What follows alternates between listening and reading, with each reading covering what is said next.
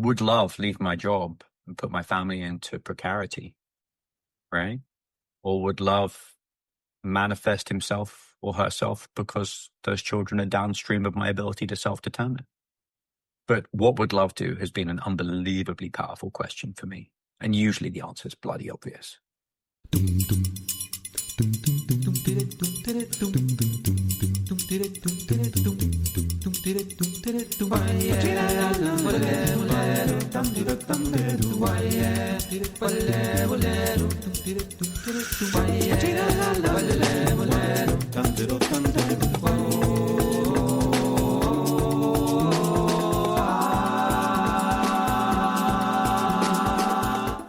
Welcome to The Art of Quality in Attention, a podcast that explores the ways in which master practitioners attend to their craft. The quality of attention plays a huge role in how we perceive and experience the world. By exploring how master practitioners pay attention in the context of their work, we hope to shed light on the inner game of seeking quality in work and life. I'm your host, William Oliver. It is my great pleasure to bring you this episode of The Art of Quality in Attention with a returning guest, Tom Morgan, founder of The Leading Edge, a learning community for what Tom calls authentic leaders. Now, I'd like to actually begin this introduction with a big disclaimer, which is on two levels. One is our podcast is called The Art of Quality, and if there's anything I've learned in studying quality in its many forms over the last few years, the last place you find quality is where people claim quality. The aphorism from Nassim Taleb sums this up beautifully, where he says, I went to a happiness conference, nobody I met was happy. Well, to make things worse, not only do you have this podcast titled The Art of Quality hosted by myself, we have the founder of a learning community called The Leading Edge, which, if we go by the same logic, should be the last thing you find anything like the edge.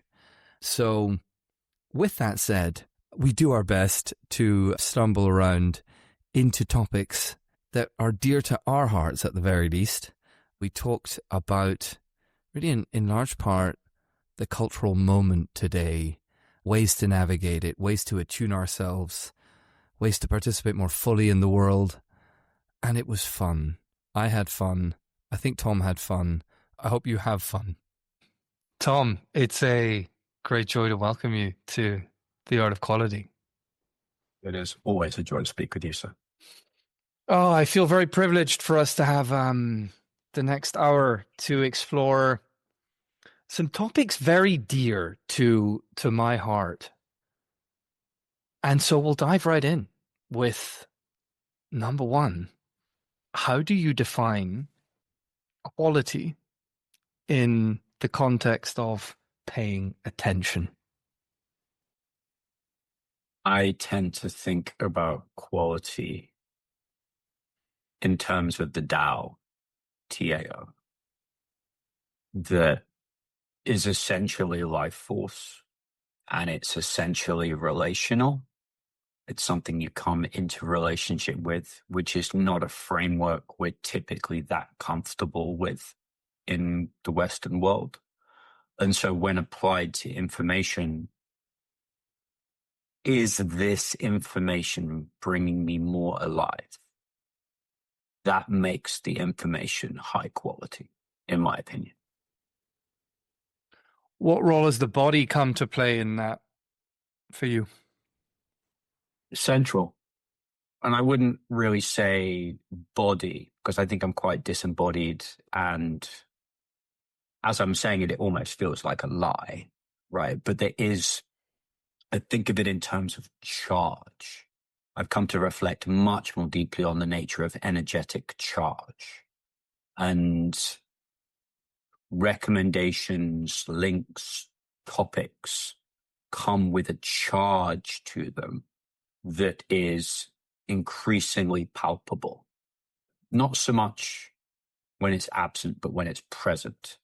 And I think having a really solid sense for when that's happening and an implicit trust in it has been the single most positive addition to my spiritual and mental life over the last 5 years. I mean, I wonder in that you practice jujitsu. I imagine you're more aware of your body than maybe you were a few years ago. One has to be somewhat in the body to be able to roll on a mat. Yeah, I think we are very, very early in our understanding of what things like that do for us cognitively. That literally, jujitsu is the greatest kind of physical world thing that I feel like I've done over the last sort of 4 or 5 years as well. And I don't think that those two things are unrelated, that it is literally problem solving in 3-dimensional space that is associated with a very intense high when you get it right. And a lot of that problem solving becomes increasingly implicit. That really is the difference between a black belt and a white belt. It's not really strength, it's implicit understanding of ways to shift your body in certain situations and ways to anticipate several moves down the line of what you think is coming. And I think that it's hard for me to tell because I don't really have that kind of meta awareness or, of myself, like what I would have been like a few years ago. But I think it's probably unusual that it's probably inevitable that it must have had a pretty significant effect on me. Yeah, I mean, in your work, I think a strand of your work that is deeply animated, energized me over it's a number of years is it feels like it's been present from the beginning, but I feel like you've been saying it more loudly, or maybe my capacity to hear it has improved. There's this invitation to attune to the subtle, this invitation to attune to what is harder to put in language, harder to put in words, what is not immediately obvious. And there's a paradox in there too, because maybe the more we attune to the subtle, the more obvious the subtle becomes. And that's I don't know, it could be fun to get into that, but, and what that actually means. And I say that in a broader context of a culture that is massively indexed on, and one could argue over-indexed on the measurable, the definable, the explicit, the quantifiable. And there you've been for the 5 years I've been reading your work, saying, hey, there's something about the spaces in between that may hold a lot of information. And in fact, the information in the spaces in between might actually be more valuable in the context of our evolution as individuals and as a collective. Yeah, I've been really, really taken recently by Tim Freak's idea that what we call spiritual experience, which is, I kind of dislike the word spiritual in general for lots of different accumulated baggage reasons. Yep. But if we simply reframe whatever we're calling spiritual experience, direct spiritual experience, as the most emergent form of human experience, that for me just intrinsically rings true. Now, I think you then got to go into it a little bit deeper, and I'm kind of feeling my way here.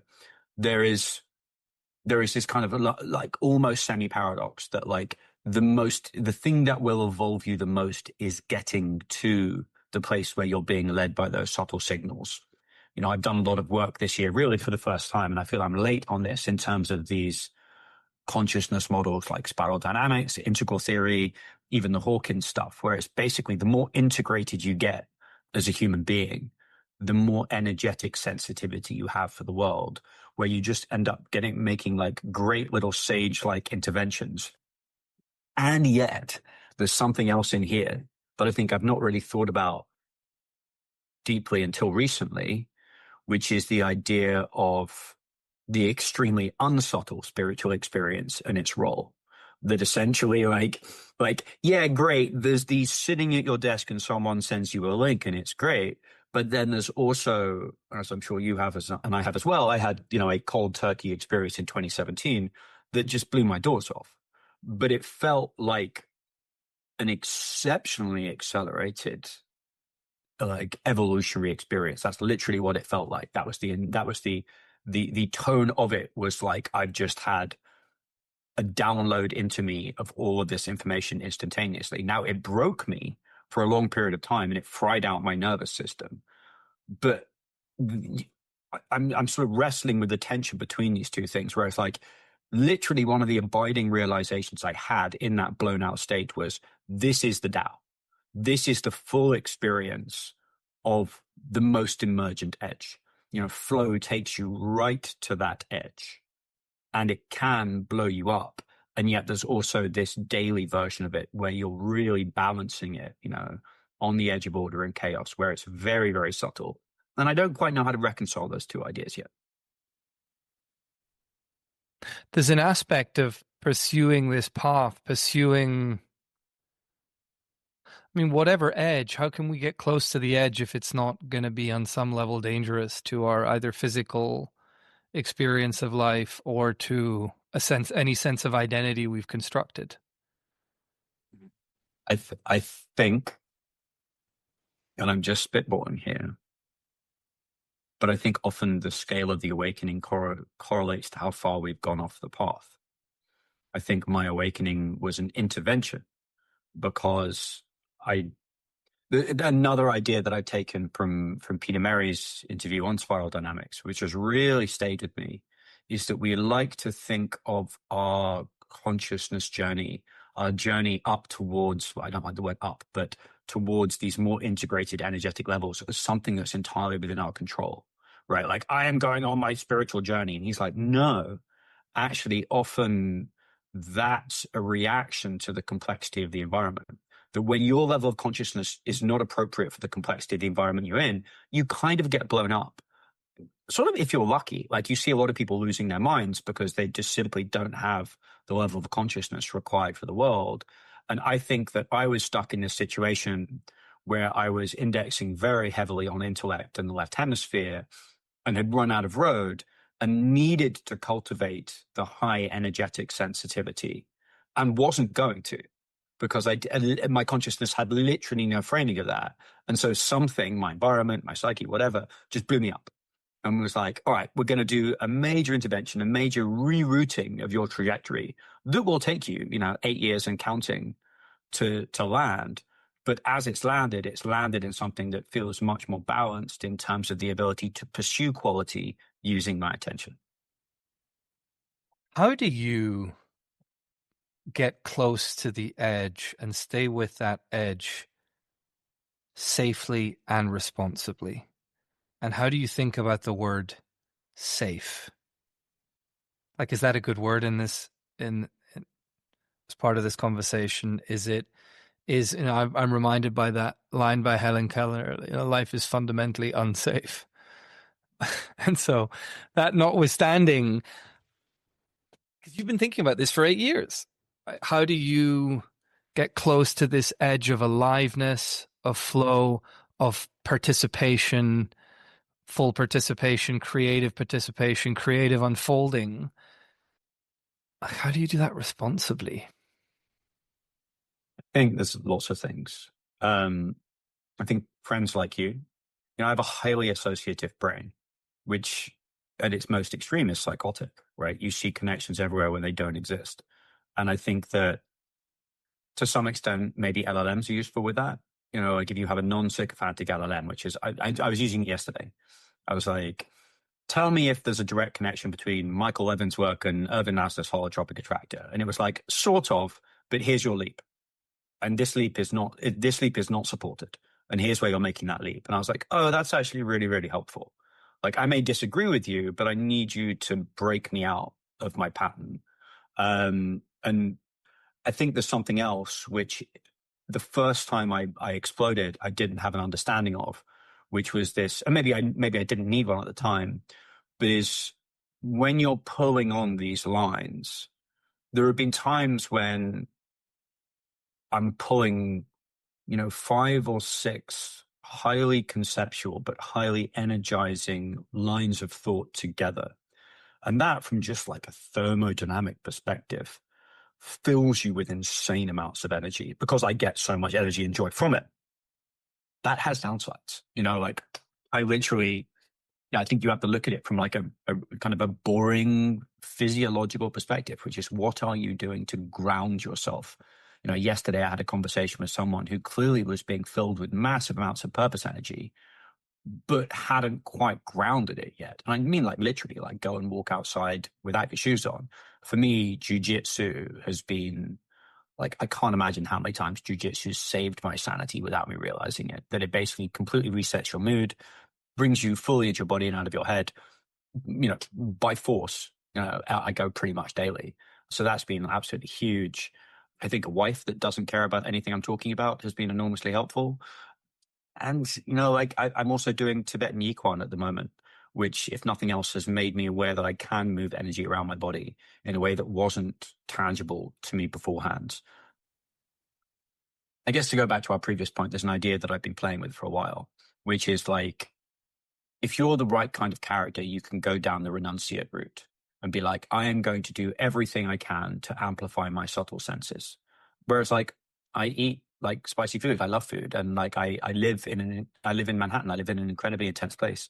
There are times perhaps when you need something that's more intense than what you're receiving in order to bust you out of the things that you're competing against. So I have jujitsu that is more intense than doom scrolling, more intense than what I'm handling, so that it can take me out of those kind of unpleasant places in a practical way. And the Tibetan Yiquan is a very intense practice that allows me to really understand the energy in my body in a way that me sitting and doing a very calming somatic meditation for a long time perhaps would not be. And I think my psyche needs that because I fight intensity with greater intensity. And don't get me wrong, there are times when I settle down, like I get a massage once a week. I do balance that out as well. But there is something about a very intense physical exercise that I think can oddly help ground that intense mental experience.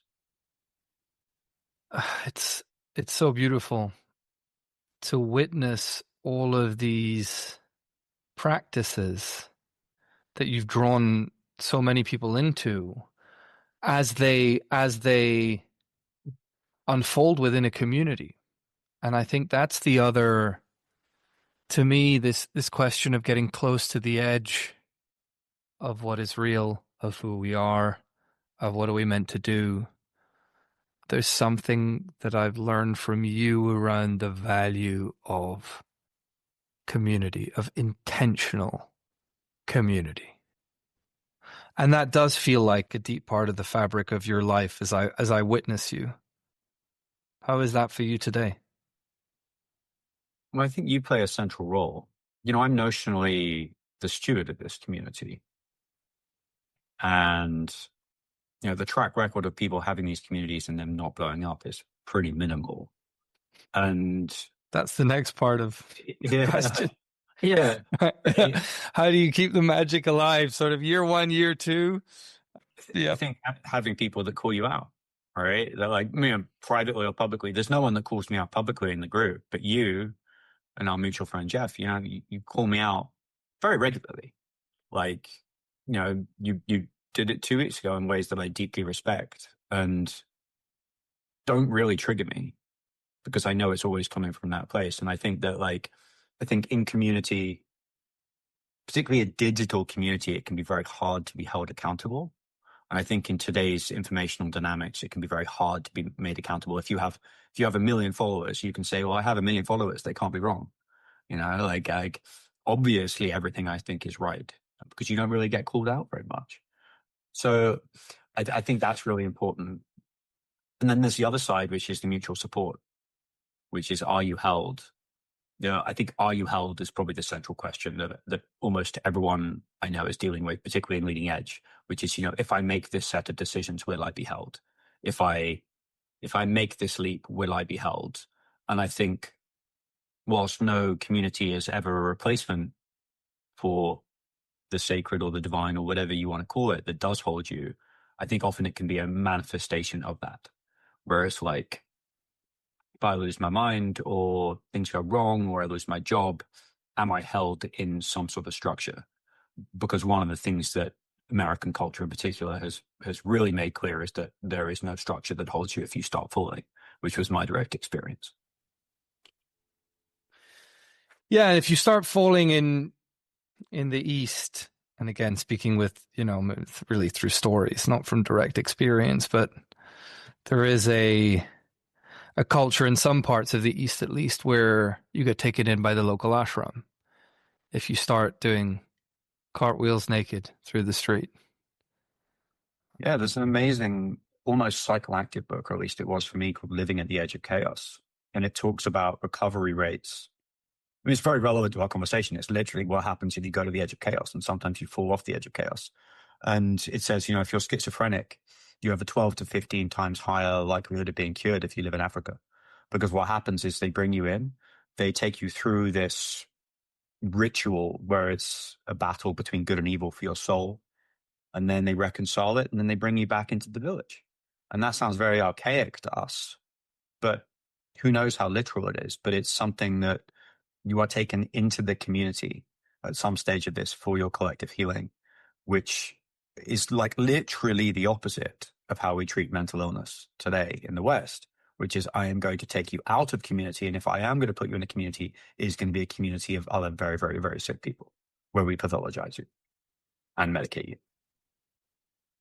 It's incredible. And I think it's much easier maybe now than it might have been a few decades ago to see just our culture is so much more ready to acknowledge, or at least talk about how absurd that mode of treatment might be, at least in some parts.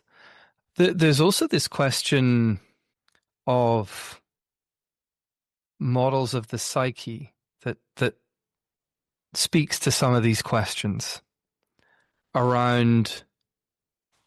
You've been talking about the work of McGilchrist for years, the hemispheres, McGilchrist's right, left, right framing, ground in open awareness, bring in the left hemisphere to analyze, bring language, deconstruct, analyze, assess, and then return what you found to the right hemisphere, which is the embodied, connected, implicit mode of knowing. That's super useful and practical, it feels, in life and work and business. And yet I also, well, I don't know why there's a yet in there, but I sense an evolution in your sense of what really matters and what ways of thinking about how to align, how to connect with your deepest potential and bring that forward in service of community and collective. And I guess part of the reason I'm asking this is it's been 4 years, almost 2 weeks, 4 years, 2 weeks ago since the publication of McGilchrist's The Matter with Things, which was the book that was the reason we were introduced to each other by a mutual friend who'd both heard us talking incessantly about McGilchrist's work and thought it would be a good idea to put us in touch. So thank you to Santi for that. How do you think about McGilchrist's work? How is your thinking evolving? What are you paying attention to when it comes to some of what you might feel are the most helpful explanatory models, cosmologies for how to live in a more aligned, alive, integrated way in the world? I think the primary thing that's changed over the last 4 years has been faith, which is a very charged word, but is essentially, as I've said before, when I was in psychological crisis, my understanding of faith was I had to believe a set of propositional facts about Jesus in order to be saved from eternal damnation, which is, no pressure. And now it's about acting in a certain way and then seeing if that action is confirmed by something that's very unusual. And I think it's this strange combination of every single piece of positive feedback and synchronicity being individually explicable, but collectively, the left hemisphere finds every individual one explicable, and the right hemisphere sees the pattern, which is that the more you lean into this way of being, the better things go on every level. The happier you are, the more involved you are in life, the more financial abundance you have, the less insecurity you have, the more faith that you have that things will go well. And that's just an evidentiary thing, right? It sounds mystical, but it becomes evidentiary over time. That again, it ties back to what we're talking about up at the top, which is this faith in your own curiosity.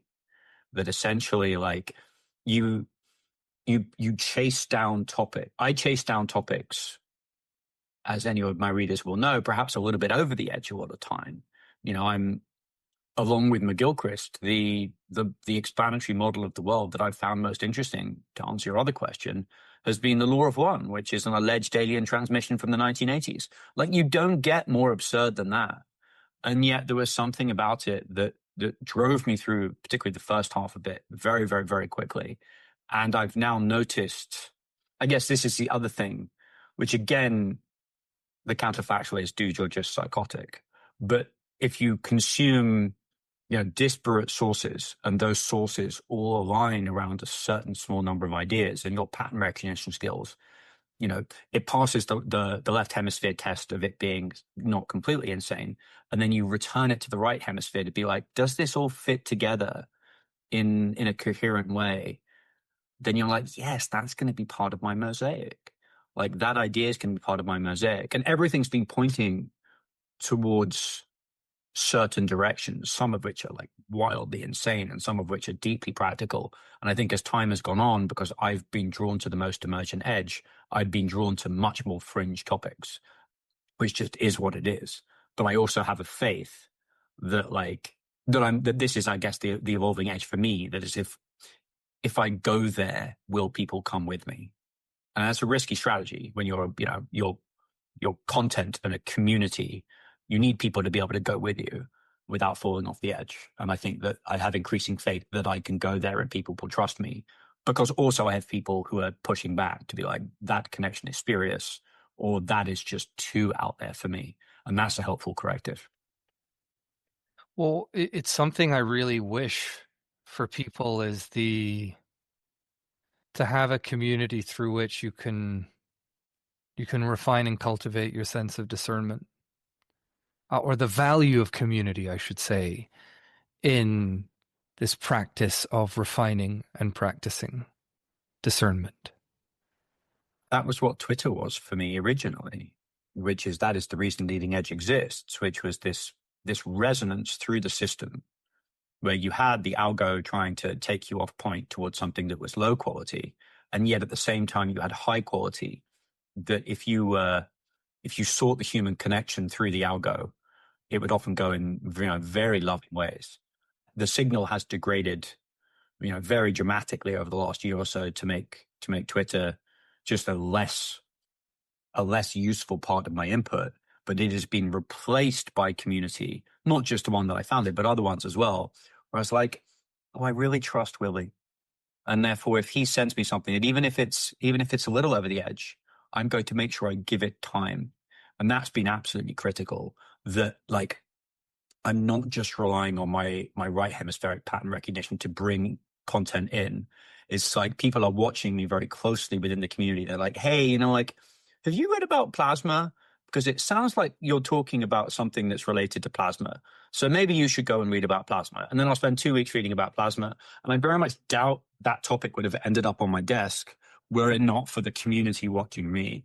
And I think as AI slopifies the rest of the internet, it really is almost one of the most important parts of these closed digital communities. So maybe not closed, but digital communities, which is, can people surface stuff that's relevant to you, that's on the edge enough that like it's consistent with what you're looking at, but it's also novel. It's sort of the order and chaos balance again.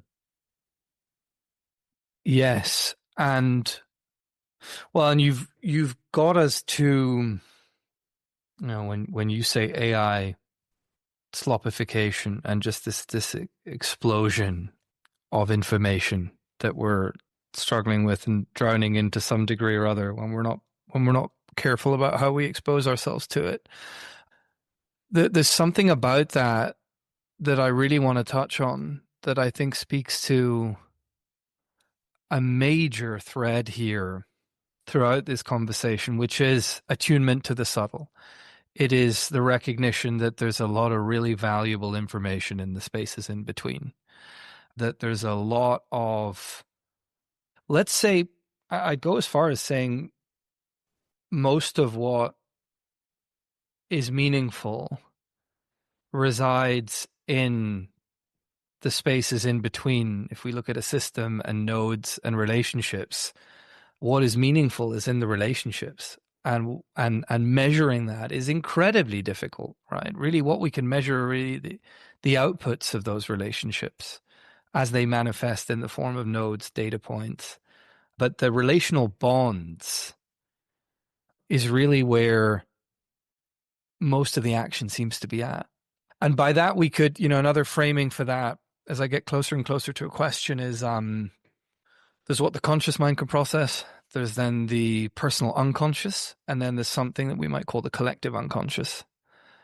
And I think any attempt to formalize this scientifically points towards the notion that there's a lot more information out there than we can process consciously. And I'll find my way to a question here, because there's a few strands. There's almost a call to action here.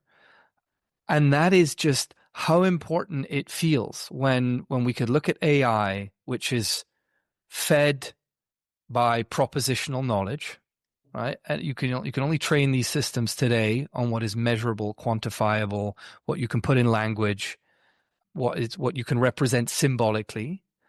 And therefore, if these systems trained on propositional knowledge are giving people an automatic left hemisphere, we have a mutual friend, Blas Moros, who, I don't know if you were on the email chain the other day, but we were talking about this, and he wrote, AI gives everyone an automatic left hemisphere. And I thought, yes. And therefore, how important is the right becoming as merely in one's capacity to actually function, flourish, and I can kind of say this as a way, part of what I'm suggesting is, for anyone listening that thinks that all this stuff about the subtle and whatever you want to call it, the woo, the mystical, like, this, how useful is it really, right? And I've been doing just fine, kind of planning my way through life, and but it was just not a critique. I've done plenty of that myself, and I'm as guilty as anyone. But there's this pull that I'm feeling to really, like, this very strong feeling that, like, this stuff is really, really important. It's always been important, but professionally, in business, in let alone in your personal evolution, right? This capacity to attune to the subtle and to the relational forces that connect the nodes in a system. It's just language I'm sort of stealing from Tyson Yunkaporta here. Like, and maybe we're so comfortable talking about this and spending a lot of time with it because we're just so deeply in it. I don't know, but this like feels really, really, really important to pay attention to. Well, you catalyzed a thought, which was, our mutual friend Eric Markowitz has been going around the world researching the world's most resilient companies. And I've asked him, in my typical way, what's the most important thing you've discovered? And one of them is the companies treat their employees like family. He talks about how Beretta's bodyguard, she's coming from, I think, 3 to 4 generations of Beretta's bodyguard. Her father was Beretta's bodyguard. His grandfather was Beretta's bodyguard. And there's a deep, deep pride in that. And the bonds, the relational bonds within the company are exceptionally robust. And I think people look at quality and they tend to think about the product. Like, is the product high quality? and I'm always my slightly skeptical edge to Eric is that, is that possible? Is that possible when you're not making luxury cashmere? And he's like, well, actually, there's a fish hook company in France that treat the creation of their fish hooks as if they're, things of majesty. So I do take that point. But it's always like, is it about what you're producing or is it about where you're producing it? And I think that's something that's been categorically lost, at least in my experience of corporate England and America. And I think it's been something that's been very top of mind for me with communities that, I've been talking about this idea of having network maps for organizations where basically you can visualize the connections within the organization, the quality connections within the organization that aren't gamed. That from running a community, I've seen the power of supernodes like you that meet 30, 40, 50 people out of a 150 person community, probably more in your regards, but do so in a loving way rather than a transactional way. They have a very non-linear effect on the system. And yet, if you have someone who's quote unquote cancerous, which is a node that's not connected to anything else, but is still existing on the resources of the community, being able to show people that or being able to visualize that seems something that's very important. That is the relationship of a lot of, money and power to the systems we live in. They take the resources, but they don't contribute.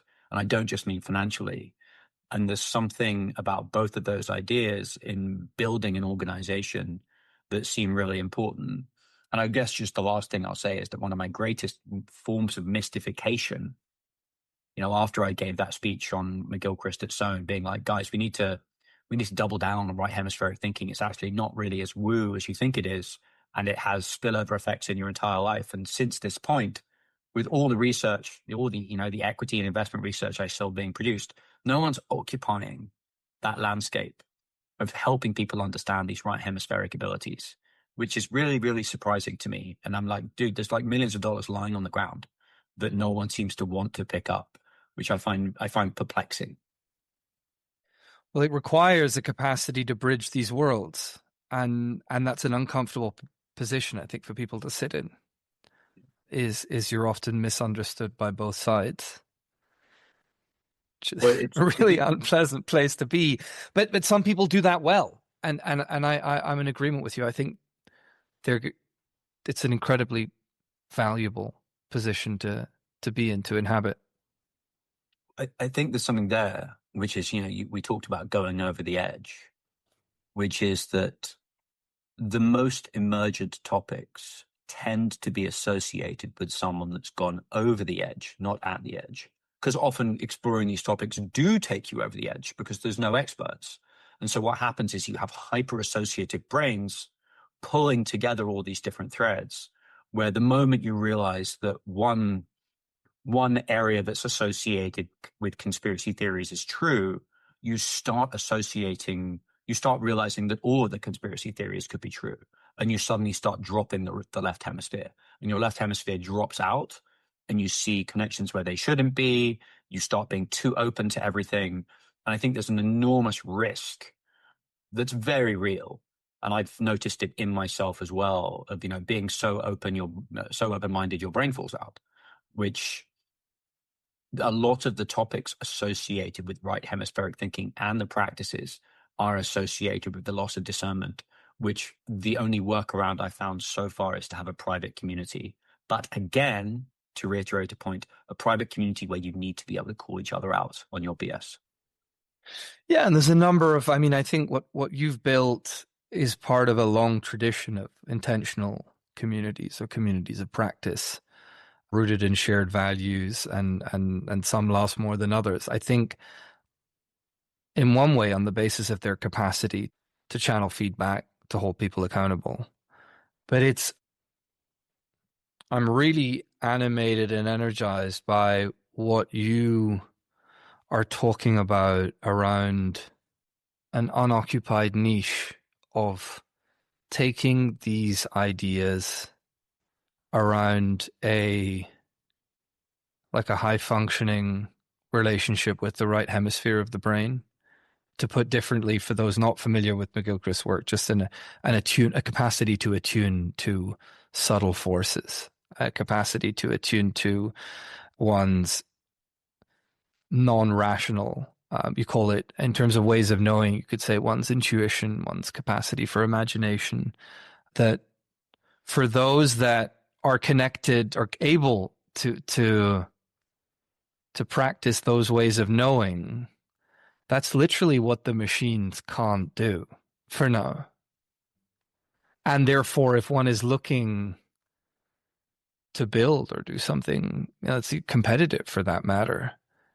And speaking to friends, I wonder for you, I mean, we're all having these conversations around what human activity, what makes humans human, and two, what activities are we meant to engage in this environment where, or can be fruitfully engaged in an environment where the machine game is now taken by machines. We've spent 200 years making ourselves more like machines, and there's a sort of comedic irony to what we've done to ourselves in fetishizing machines, developing a machine metaphor for life and society, making ourselves amenable to the functioning of, to functioning in society according to a machine metaphor, and then having a panic attack because most of what we do is now irrelevant. And that sounds, there's a really sad dimension to that, and it's heavy, it's sort of tragic and comedic, but it's not without it's really difficult and will be for a lot of people. At the same time, bringing it back to, like, what is an interesting game to play now? And my God, how important are these practices, modes of being, modes of thinking, to doing things that are really relevant in the world today? And here's a question for you. One is, feel free to pick up on, whatever animates you out of that. And two is, how do you think about what is really relevant today? Well, you've introduced me to the concept of syntropy, which is, the symmetrical force to entropy, which is what gives you life. And I've arranged my days by accident in a relational, infinite game manner, to the point of games, syntropic games, infinite games, energizing games, where you emerge tired but energized. And I think about, Gurdjieff's 3 different aspects, which is that I have a morning where I write in flow to banging dance music, but only about topics that I feel an external audience will care about, in broad strokes. And I don't try not to go over the edge for that reason. And then I'll roll jujitsu at lunch, which I appreciate as a closed system, but my training partner benefits from the rolling, and it's a truly infinite game, and it makes me euphoric afterwards, but tired. And then the afternoon is relational, which is where I'll have conversations like this, where hopefully both of us emerge from the conversation energized. So it's just thermodynamic, positive, thermodynamic, thermodynamic. And then the area I'm probably weakest, but trying hard, is to have that same relationship with my family. That, to improve the quality of attention that I bring to relating in a different way with young children, where I don't just shelter away in my head or in doom scrolling, which is probably what I need to work on the most. And so, that I think is what's relevant. And I think the problem with that is that I think everyone's answers as to what's relevant will be very, very personalized. I imagine that routine for a lot of people, they'd rather stick a gun in their mouth than live. And I think you can talk in generalities and not specifics, which is like, yes, maybe head, heart, body. If you find things that cut with the grain, it's very difficult for me to find examples of people whose perfect path does not involve writing, because my perfect path involves writing. Whereas it's like, maybe it's cooking a meal for people. Maybe it's working with people's dreams. Maybe I think there are as many paths as there are people, although there is probably a higher quality way of understanding that for each person, which makes it kind of confusing. Yeah, and well, part of what I'm hearing and what you're saying is there's an element of one's individual evolution towards, call it the acorn of everyone's oak tree, that there's some signature in all of us, some set of latent potentials, and either they get fulfilled or not. And then there's the putting of those potentials in service of collective needs. And probably the more win-win relationships one is embedded in, the more relevant one becomes. If we think about the sort of relational web of life, or at least that's what I'm hearing in what you're saying. And along with that comes a deep appreciation for how everyone's contribution is really actually unique. And yet there's something pulling us all into the future, and that's where I think you lose people, is, everyone can get on board with the whole, like, there's something in you, there's a signature, there's a you, that part of you that is the most you, and we all know that, and everyone lights up when you bring it to the table, and oh, that's cool. Like, people get excited when you talk to them about that. And then there's the sort of cliff edge of, like, well, how do I practice that in a way that's relevant to more people than just, even my inner circle.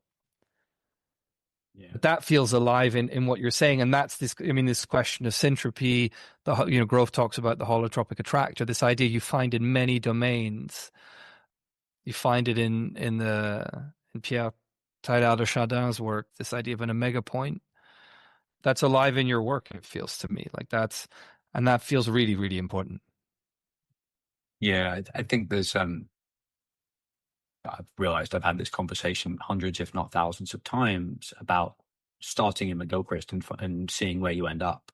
And there is this point where, like, people start to lose their minds and people get very, very triggered. I called my speech at the RSON conference the greatest taboo in the Western world, the most heretical idea in the Western world, which is the idea of an organizing intelligence, beneficial organizing intelligence superior to the human intellect. And it just, without fail, winds a certain kind of person up. And that kind of person is the person that I interact with the most. And I think what's really interesting is that, you and I know these people as well, that even people who have really been marinating in that idea for a very, very long time, and I feel have, like, a deep embodied sense of its truth, when it comes to the moment of making a very consequential life decision, particularly one involving your family, based on the principle that force exists, it's still blindingly difficult, to the extent that I suspect a large part of our existence is to learn that the resistance to that concept is probably more feature than bug, that if we had that intrinsic faith, there wouldn't be as much friction and we wouldn't have to learn that it exists. And so, like, I'm more relaxed than I used to be about incepting people with it. I think it's something that you can work towards, because also there is a psychotic way of understanding it, which I had for a while, which is like, whatever I do, the universe has my back. And I'm like, sure, maybe in the arc of multiple lifetimes, but, like, right now, if you jump out of a plane without a parachute professionally, you will not be helped, right? Like I jumped out of a well-paid investment banking job and was like, the universe has got me figured out. It was like, not if you don't do anything, it doesn't, right? It's not going to randomly put money in your bank account, right? Like, so I think there is a conditional aspect to this. Yeah, or that you might be held, but in a form that you might not appreciate to end up in, right? That jump out of the plane is going to reorganize you, right? In ways that might not be appropriate or aligned with intention. Yeah, I mean, it does feel really worth bringing up the fact that I would like to make this explicit in this conversation is everything we're talking about, you've put into practice and have built a community that is allowing around 150 people to investigate these topics safely, or I think with some degree of safety, and feel held as part of these processes in these transitions in pursuit of an experience that is more connected, more integrated, more coherent with this system of life and the needs of our culture today. And so this is not an academic exercise. Not that that needed to be said. I enjoy saying it. Mm. Well, but also you, more than anyone else in my life, understands how desperately I avoided doing this. That there was this syntropic pull for a year or more. It was funny. I told you this, but I think maybe 3 or 4 years ago, I wrote an article of like the 20 most influential ideas that I'd had up until that point, many of which were downloaded into me during that 2017 period. It just taken me a very long time to kind of aggregate them and to synthesize them. And there was these 20 ideas that were all related to what we're talking about. And then there was the 21st, which was Dunbar's number, which I couldn't fit anywhere else. And I was like, why does this idea have this tone to it that's the same as all these other ideas? And then for a year, really for 3 years, I had people coming to me and asking for a container that Leading Edge became. And even then, I still didn't want it to be me. And then eventually the universe just started kicking me in the stomach on a regular basis within my existing job. And even then, I didn't leap without a safety blanket.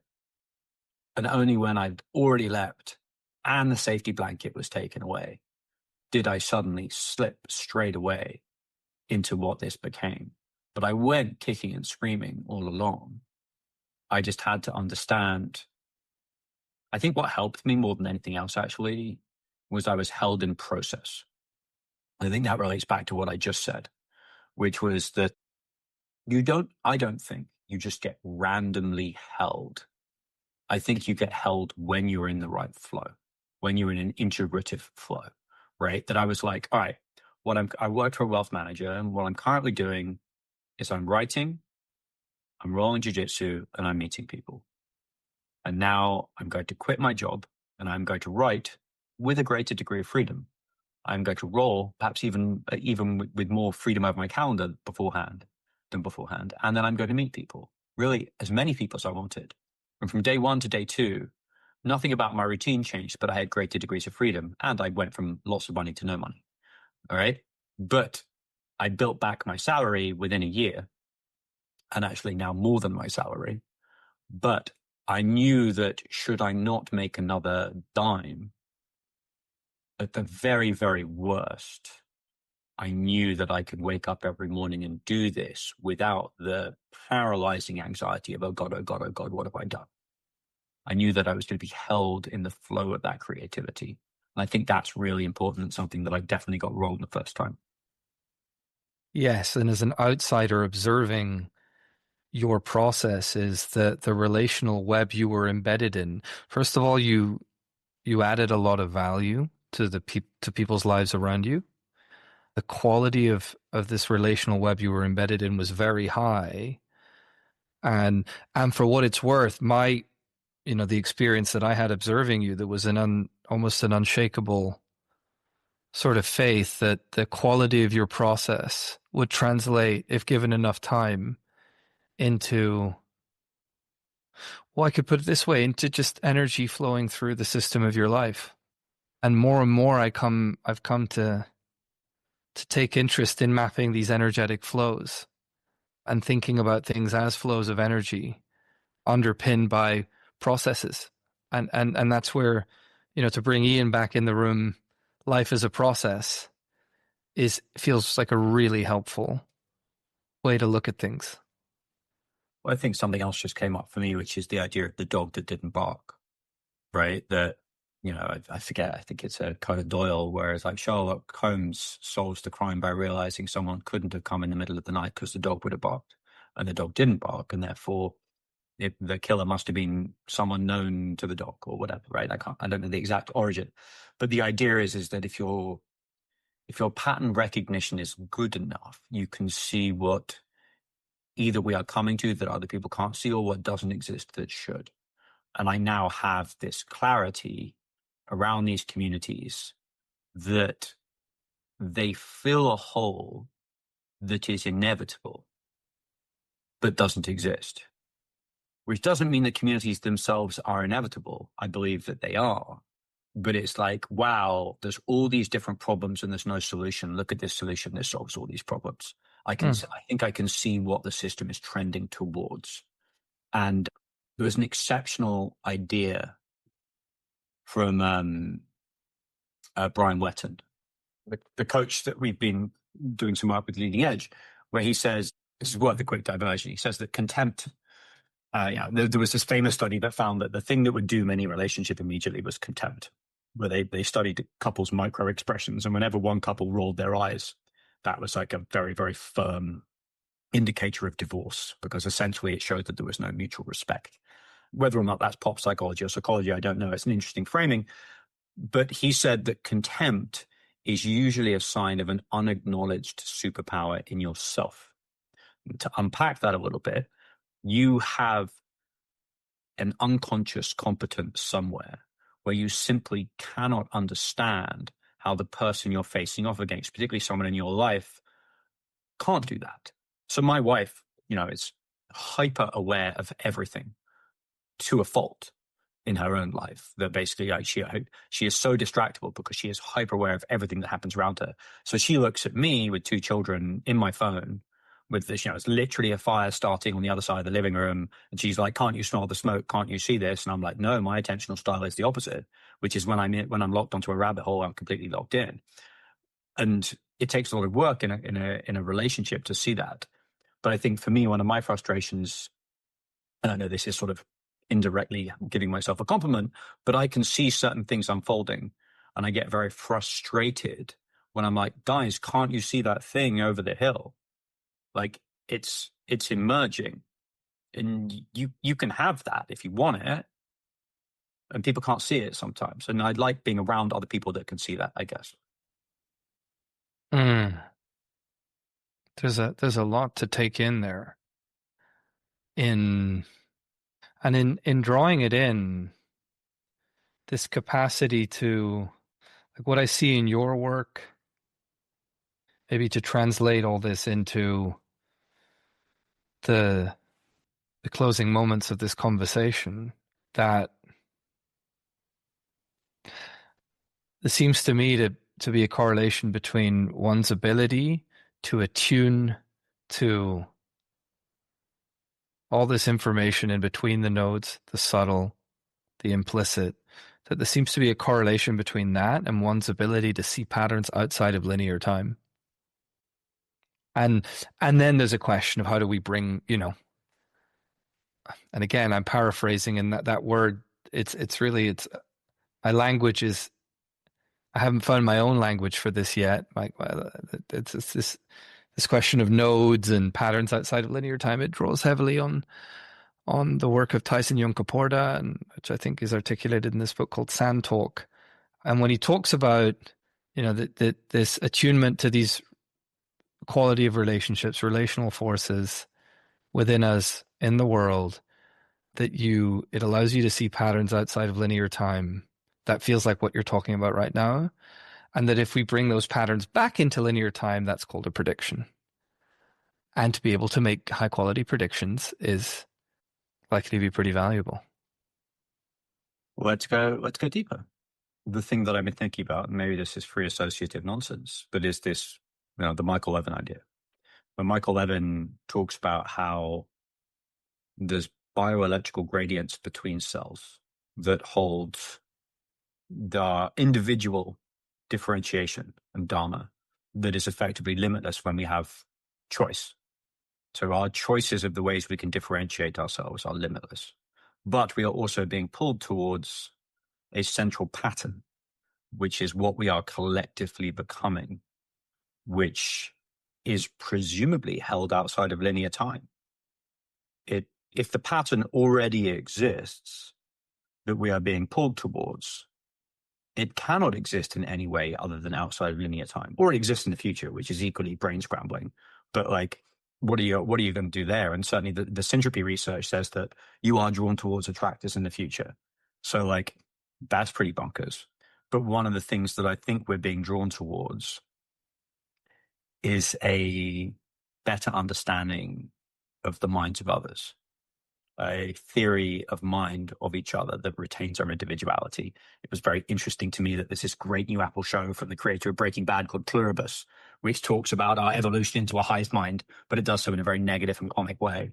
But I think there's something to that, whether you can take it in like a sci-fi direction or not, but that essentially a lot of what we're talking about today has been the ability to get a good theory of mind of other people, that you can't treat your employees like family without a theory of mind of what they want. You can't just be like, oh, I'm going to be really nice to Willy. Like, you actually have to have deep, thick bonds. And you can't have thick bonds without a solid theory of mind. It is the theory of mind. It is the love that pulls these organizations together based on a really deep understanding. And that is something that's subtle, right? That is something that ultimately pulls everything together. And maybe it is the collective theory of mind that is what's helping pull us together. But that's a very unformed idea for me right now. And if we haven't managed to lose people by now, I think as we come back to what I feel like saying, which is love. And I think you have an inspiring track record of bringing things back to love and the power of love. It seems that that's a big, big part of the story is what would love do? Yeah. And as far as making a choice about what to align to, that also feels pretty interesting as a choice to make, regardless of where things actually end up. It's usually pretty easy. But then you end up with very tough situations, which is, would love leave my job and put my family into precarity? Right? Or would love manifest himself or herself because those children are downstream of my ability to self-determine? But what would love do has been an unbelievably powerful question for me. And usually the answer is bloody obvious. I wish I had this, and I might actually find it after the podcast and read it out. There's this line from an old Indian story where the elder says to the younger guy, you will, at some point, a time in your life will come where you will face a great chasm for you. And I'm going to bastardize it or get it wrong, but he just says, jump. It's not as steep or as deep as you think. That's exactly how the quote goes. It's Joseph Campbell. Jump. It is not as far as you think. Thank you, Tom. Thank you, Will. Thank you for listening to our conversation today. For more resources on the subject of quality across the domains of business, investing, psychology and art, please visit our website, theartofquality.co.